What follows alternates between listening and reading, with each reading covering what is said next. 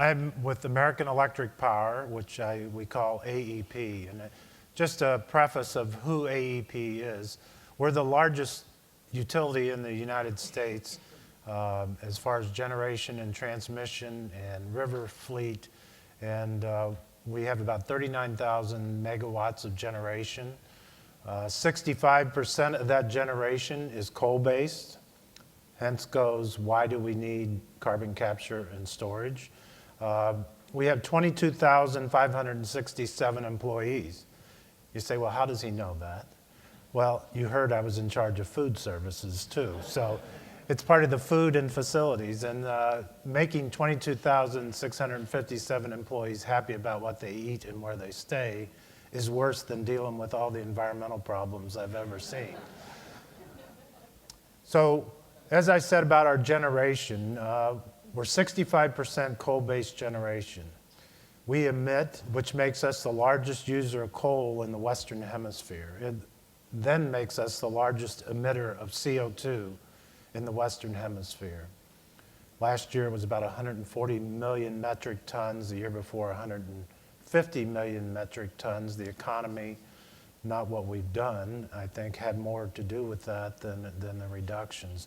We have, over the last 5 years, reduced our carbon footprint voluntarily by 50 million metric tons through efficiency of our coal fleet, efficiencies in our power plant, and just doing things better. Through forestry offsets, we have 10 million acres of forest in Bolivia and Brazil that we use as carbon sinks and offsets. We have 6,000 megawatts of gas, so here being in the gas country, I don't feel guilty talking about coal. We're a large user of gas and probably will be larger in the future as we shut down some of our older coal-fired plants. 3,000 megawatts of renewables and 2,200 megawatts of nuclear. So we talk about carbon capture and storage and climate change. Why is it important? Because without all the tools in the kit, we heard yesterday in the CEO panel, I don't know if all of you were there, that we need all the tools in the toolkit. Carbon capture and storage is not panacea. It's not the only thing that's going to get to the CO2 levels that we need by 2050, but it needs to be a part, needs to be one of those arrows in the quiver, along with more gas, more renewables, more energy efficiency. There's no silver bullet. When you cherry pick and take one of them out, whether it be coal or gas or any of the other issues, we can't get to where we need to get to. So we need all the bows in the quiver.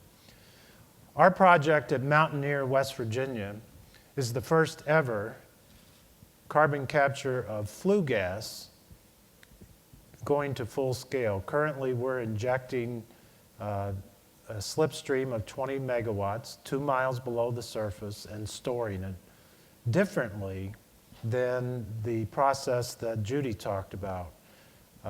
They're both capture, they're both sequestration and reuse of the CO2, but it's a lot different for us in that we're capturing it off the flue gas of our stacks using a chilled ammonia process, which the problem in the generation business has always been you can capture the CO2, but the parasitic load or the energy that it takes to capture that is overwhelming the cost of what it costs to do that. So when we started the project at Mountaineer, it was about a 40% parasitic load. We're down now in the 20% range, which for us is different, again, than the gas and oil industry. We use that energy to provide energy to our customers.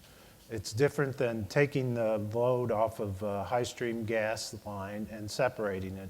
But they're both extremely important. We hope to prove the technology. We will be taking the Mountaineer project to a 235 megawatt, 90% capture rate by 2015. In reality, we believe that'll be 2014. We just received a grant from the government, which always scares us to be partners with the government in the United States. I don't mean that offensively, well maybe I do, defensively, but trying to get that money from the government is hardly worth the effort in many ways. And that's why I think it's important that we heard yesterday about industries that are moving forward. That's why AEP is moving this technology forward next year. We're bringing in partners from India and China and to share our results at Mountaineer. We are running into some IP problems with Alstom in that letting in other people see the technology and then it ends up back in the United States or other countries under a different name. So that's a big part of the sharing process. But what we have learned is how to do the process better. We went in efficiencies from 40% parasitic load to 20%. That's significant. We believe that we can get that parasitic load down to 15%, which reduces the cost. Currently, the project is about $600 million just to put the carbon capture and storage. We do not see a problem with the storage. We've been storing gas below ground in the gas industry for decades and decades. And the whole purpose of it is that the gas stays there, and then if you have leakage, you're losing money. So the worry about that we're going to have this massive gas leak, or CO2 leak, I think, is unfounded, and we believe we should move on past that. It is a different chemical product, but we're currently injecting 100,000 tons a year, and we are seeing no problems with that. We will, by 2014, 2015, be injecting and storing 1,500,000 tons, and it is part of the solution. And saying that we're going to stop using coal or natural gas or any of the other fuels in this country or in the world, I think we're fooling ourselves.